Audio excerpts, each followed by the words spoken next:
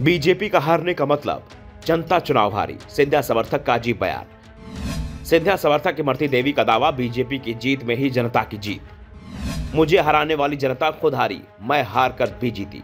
चुनाव में जनता मालिक होती है, जिसके पक्ष में वोट देती है चुनाव वही उम्मीदवार जीतता है, और जिसे जनता खारिज कर देती है उसके हिस्से हार आती है। यानी चुनाव में जीत जनमत की होती है, जनता ही जीतती है। लेकिन मध्य प्रदेश में सिंधिया समर्थक का दावा कुछ और ही होता है। सिंधिया समर्थक पूर्व मंत्री का दावा है कि जनता भी हारती है और नेता हार कर भी जीत जाता है। 2018 में डबरा सीट चुनाव जीतने वाली सिंधिया समर्थक नेता और पूर्व मंत्री इमरती देवी विधानसभा चुनाव की तैयारियों में जुटी हुई हैं। वो ये तय मान रही हैं कि महाराज की कृपा से उन्हें इस साल होने वाले विधानसभा चुनाव में बीजेपी का टिकट मिल जाएगा। इमरती देवी को ज्योतिरादित्य कट्टर समर्थक माना जाता है, इसलिए जब 3 साल पहले सिंधिया ने कांग्रेस से बगावत की तो इमरती देवी ने भी तुरंत ही विधानसभा और मंत्री पद से दोनों से इस्तीफा दे दिया और सिंधिया के साथ बीजेपी में शामिल हो गई।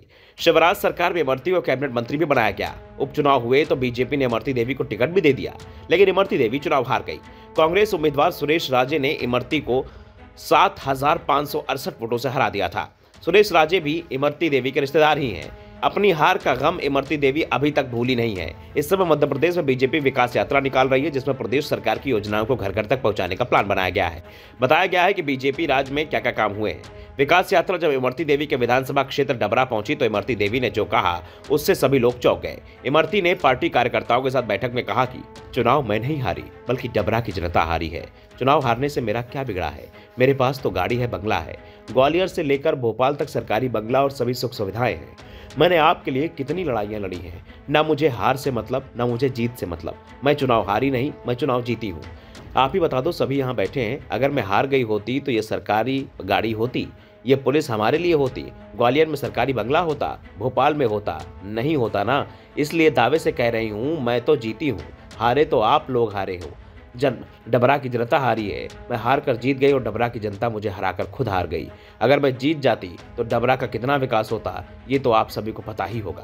इमरती देवी यही नहीं रुकी, उन्होंने आगे कहा कि वो किसी के दबाव में काम नहीं करती। मैं सेल्फ स्टार्ट हूँ, अपने निर्णय खुद लेती हूँ, किसी के कहने से काम नहीं करती। मुझे जो करना है वो करके रहती हूँ। दरअसल इमरती देवी अपनी हार को अभी तक भुला नहीं पाई हैं। वो अपनी हार के लिए पार्टी नेताओं से लेकर अधिकारियों तक को जिम्मेदार बता चुकी हैं। सरकार में शामिल मंत्रियों को भी अपनी हार का जिम्मेदार ठहरा चुकी हैं। पिछले दिनों उनका मध्य प्रदेश के गृह मंत्री नरोत्तम मिश्रा के बीच विवाद चर्चा में आ गया था।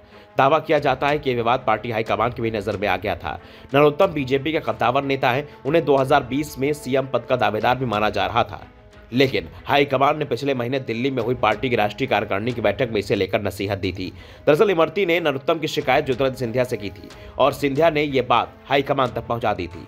सिंधिया की सीधी पहुंच बीजेपी हाईकमान तक है, जिसके चलते नरोत्तम को ही अपने पैर पीछे खींचने पड़े थे। लेकिन अब इमरती का बयान कि मुझे हराने से जनता को क्या मिला, वो खुद हार गई, मैं हार कर भी जीत गई, बीजेपी की परेशानी बढ़ा सकता है। Bureau report, the Navdarpan news.